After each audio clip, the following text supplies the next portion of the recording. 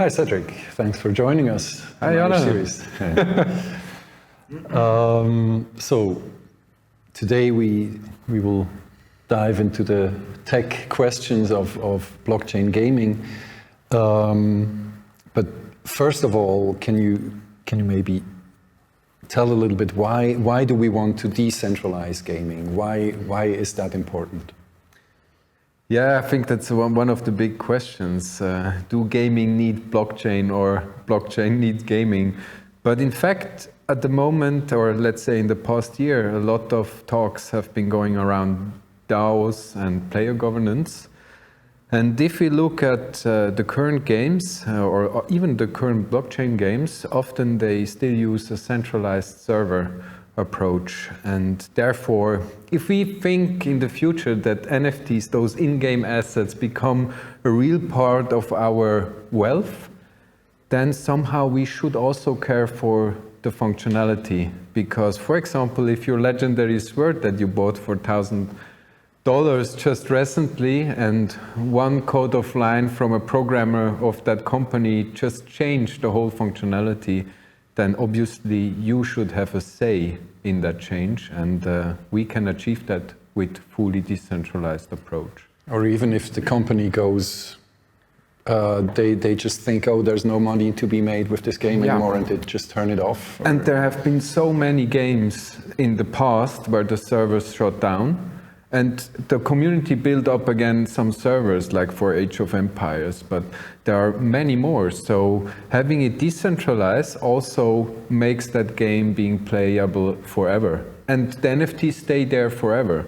So usable in-game assets forever. I think that's just something really new and can give some kind of, or a real ownership for the future, which is very important. So, I mean, I remember quite a few years back already, so when blockchain started, soon after that, blockchain gaming started with, I guess it was Satoshi Dice, probably the first game. So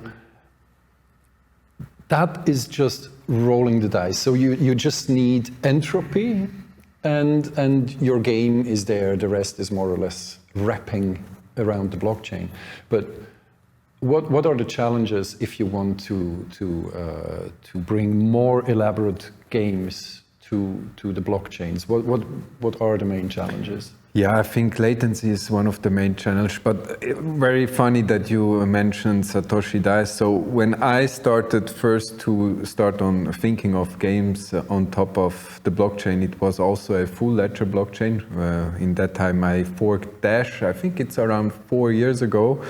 And we were using the Satoshi part of the transaction to encode logic, and then using entropy to create dungeons, which were running automatically, at least for the next block, just to make sure that the players had something to look at. So they were sending their heroes into a dungeon with one transaction.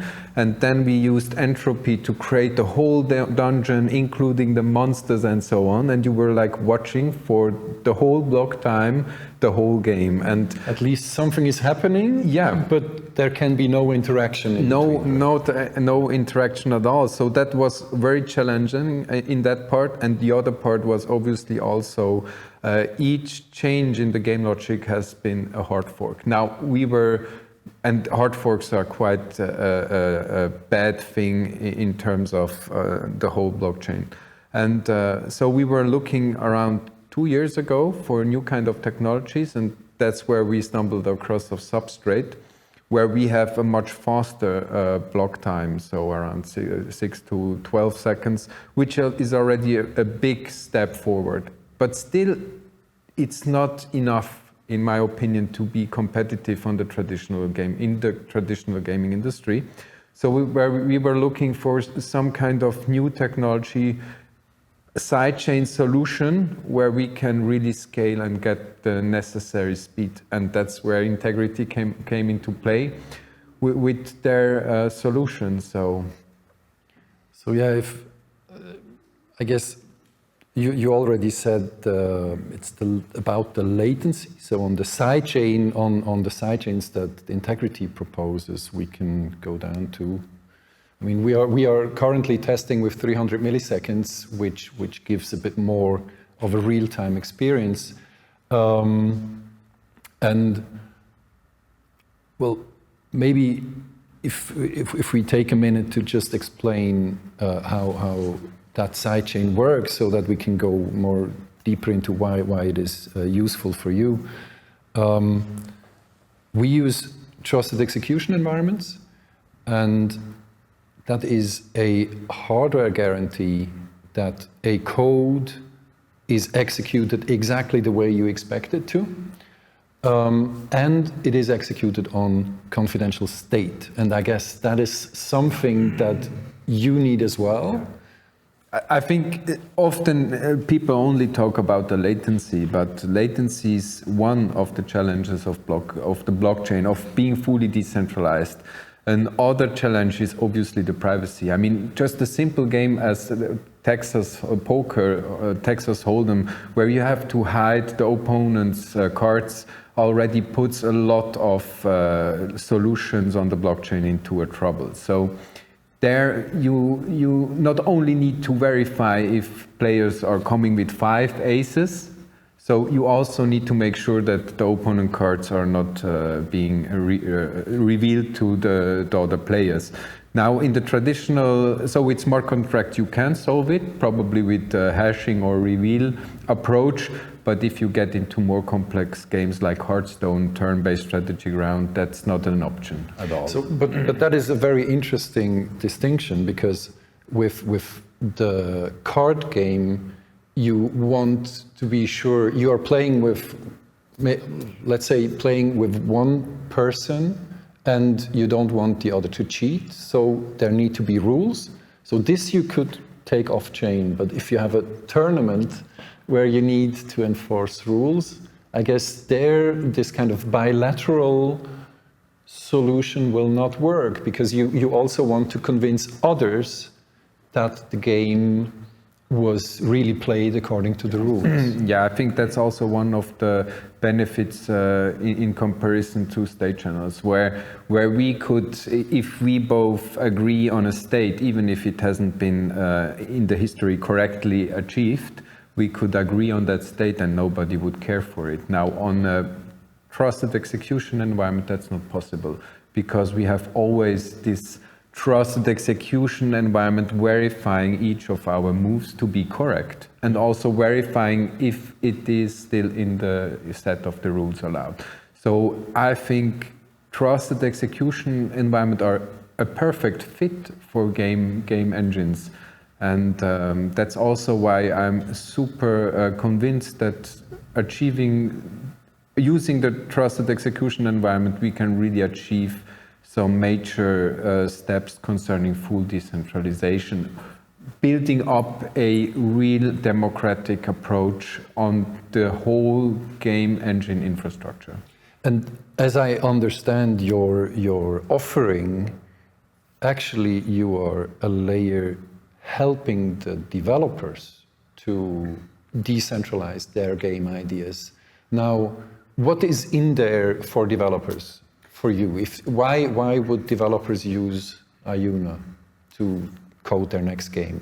Yeah, so there are a few approaches and a few problems that still or exist in the traditional world. And one of the main problems, is obviously the blockchain technology is still a major issue when game studios want to enter the space. So there we offer SDK, so they can really go fast, start on fast programming and start on creating solutions. And they also have the opportunity to use Unity or Unreal as a client-side representation layer and engine. That's especially interesting, because the first demo which we developed together was a Rust-based game and even a substrate palette-based game. But that comes with all the complexity of writing blockchain logic and coding it in Rust. So as I get it, you want the developers to use their familiar environment. Yeah, so our goal, our value proposition for game developers is to abstract the blockchain as an infrastructure. So you as a game developer, you don't really care for the infrastructure, you just use it and you use the SDK like you would use on a traditional gaming server. And they shouldn't really care about the infrastructure, and so that's our goal. So so we have a similar ambition on different levels. So we want to abstract the trusted execution environment away from the developers, and you go one step further and say, okay, you can stick to the technology that you know, and it will be decentralized. Yeah. So we abstract your trusted execution environment, which you abstract, and on top we even abstract the whole blockchain technology. Now, what we don't want to abstract is obviously the markets, because I think it's very important for the players to be able to access the markets. And I believe that Polkadot, the ecosystem, is very good in the future also to bridge into other chains. So I think that's very important. Abstracting the blockchain as an infrastructure, but accessing all the possible markets in terms of giving the players really the whole blockchain ecosystem as their market. Interoperable. Yeah. Yes. So that goes in the direction of what's actually in there for the player. So we talked about the developer, but what's in there in your system for the player? Why is it? I think cool? for the player, it's like, so we are in a really fast-paced society. Even games, you look at them a few minutes, and then if they don't really are interesting, you just go on off and you go on in the next one. Now here you have the opportunity to be part of the game really early, because you are part of the idea, where the game developers start on fundraising for their ideas, they start on creating, they get involved, they have a token, so there is a straight relation between players and the game developers. And in the end, if it's successful, that means also the players can profit of their early contribution, but also of being part of that game. And I believe that loyalty, that strong ties the players and the game developers very strong together, and it makes players not only consumers, it makes them also in some way like a shareholder of the whole game.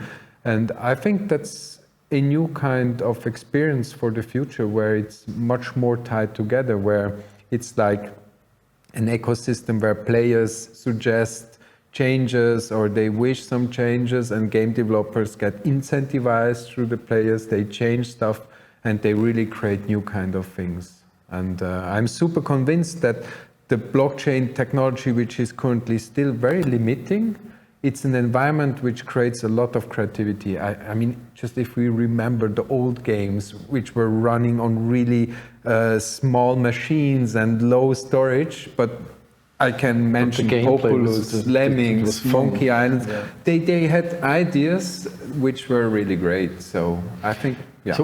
And what can we expect? What is the first kind of game that we will see which really leverages all these advantages, so which has low latency, which has state confidentiality, so a certain part of the game hidden to the public, which has this kind of ownership of the players and possibly NFT. So what do you want to see first? So at the beginning, we are, like you know, we are working on very low rock, paper, scissors. Yeah, so we started very low with rock, paper, scissors and Connect 4, but it wasn't about the game engine, right? It was about really getting that technology to where we can use it to be competitive in the traditional gaming industry. Now, on the side, we do have the game like Dot4 Gravity, but also Dotmock, which we are currently developing with GamePill, a game studio from Toronto. And yeah, they are pretty much on what users are experiencing in the traditional market. So, and I think it's very important that for those games, you don't really see a difference. So the best case would be that players play the game, they don't really see that in the background there is a blockchain. They don't really feel it. It's just like a traditional user experience. And yet it is unstoppable. And it is unstoppable, and it creates really a thing where players can play forever, like you say, unstoppable, but also can leverage on their invested time and also at some point get something back from it. So we could say play to earn, but I believe play to earn is only a small part of each game, because the major thing that it has to have in a game is fun and exciting user experience, because without having players playing, there is no one fulfilling the demand of play to earn. I think that's the perfect closing statement. Thanks a lot for being Thank here. you, Alain, too. Thanks, Very Cédric. interesting discussion. I'm really looking forward to sure. continue working with you. Yeah, thank you too.